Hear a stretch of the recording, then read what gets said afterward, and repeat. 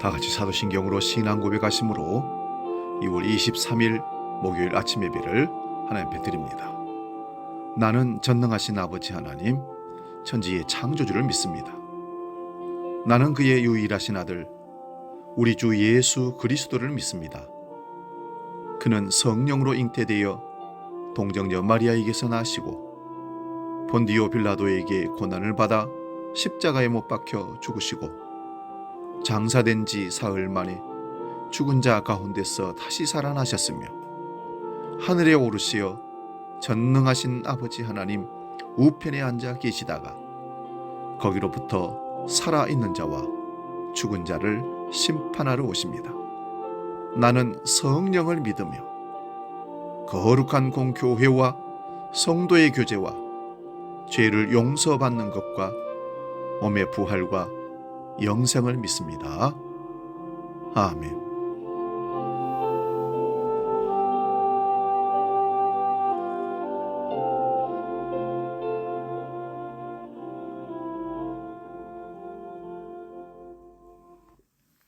찬송가 370장 주 안에 있는 나에게 함께 찬송합니다.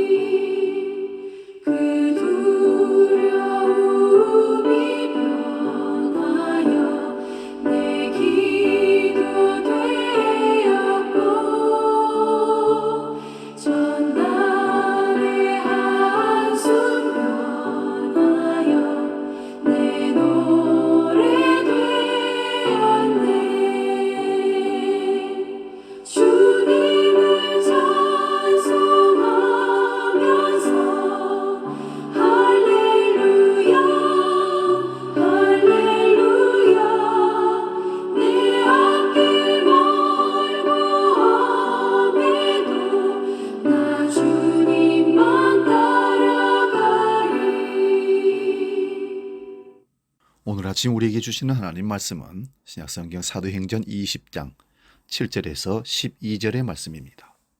신약성경 222면에 있습니다. 이 말씀 봉독할 때에 살아계신 주님의 음성을 들을 수 있기 바랍니다. 사도행전 20장 7절에서 12절 지금 봉독합니다. 그 주간의 첫날에 우리가 떡을 떼려 하여 모였더니 바울이 이튿날 떠나고자 하여 그들에게 강론할세 말을 밤중까지 계속하며 우리가 모인 윗다락에 등불을 많이 켰는데 유두고라 하는 청년이 창에 걸터 앉아 있다가 깊이 졸더니 바울이 강론하기를 더 오래 하며 졸음을 이기지 못하여 3층에서 떨어지거늘 일으켜 보니 죽었는지라. 바울이 내려가서 그 위에 엎드려 그 몸을 안고 말하되 떠들지 말라 생명이 그에게 있다 하고 올라가 떡을 떼어 먹고 오랫동안 곧 날이 새기까지 이야기하고 떠나니라. 사람들이 살아난 청년을 데리고 가서 적지 않게 위로를 받았더라. 아멘. 봉독한 말씀으로 신앙의 안전지대, 이런 제목으로 말씀의 은혜를 나눕니다. 신앙의 안전지대. 이 세상의 안전지대는 범죄가 없는 곳, 사고가 나지 않을 곳, 경제적으로 풍요로워 자기 방어가 되는 것을 안전지대라고 할 것입니다. 그런데 이 세상에 영원한 안전지대가 과연 있을까요? 그래서 그리스도인들은 세상에서 찾을 수 없어서 하나님께로, 하나님 품 안으로 피하여 들어온 사람들입니다. 예수 그리스도의 십자가 아래로 피한 자들이 사는 것이고 영원한 안식처를 얻는 것입니다. 그래서 다윗은 하나님은 나의 영원한 피난처가 되신다고 고백했습니다. 이스라엘 백성들이 애굽에서 나올 때 10가지의 재앙을 여러분 기억하실 겁니다. 장자의 죽음이 마지막 10번째 재앙이었습니다. 이 죽음을 면한 것이 하나님의 명령대로 어린 양을 잡아 그 피를 문지방과 문 임방에 바름으로 죽음이 넘어가 말씀에 순종한 사람들 모두가 살았다는 사실입니다. 이것이 안전지대입니다. 그리스도께 피한 자, 예수 그리스도 보혈 아래 피한 자, 그들은 모든 곳에서부터 안전합니다. 왜냐하면 죽음도 거기를 뚫고 들어올 수가 없기 때문입니다. 그래서 사망아, 네가 쏘는 것이 어디 있느냐? 주 안에 있는 자들은 사망이 쏠 수 없는 곳에 안전지대에 있는 것입니다. 소아시아 에게해에 위치한 항구 도시인 드로아 지역에 성도들이 안식일 다음 날 바울의 설교를 듣기 위해서 모였습니다. 다음 날 떠날 예정인 바울은 3층 다락방에서 성도들에게 밤이 깊도록 하나님 말씀을 설교를 했던 것 같습니다. 그때 창문에 걸터 앉아 사도 바울의 설교를 듣던 유두고라 하는 청년이 졸다가 그만 3층 창틀에서 떨어져 죽고 말았습니다. 여러분, 예배드리다가 사고당해 죽으면 큰 낭패입니다. 더 이상 복음의 사역을 할 수가 없습니다. 연세 드신 권사님들이 가끔씩 그런 얘기를 합니다.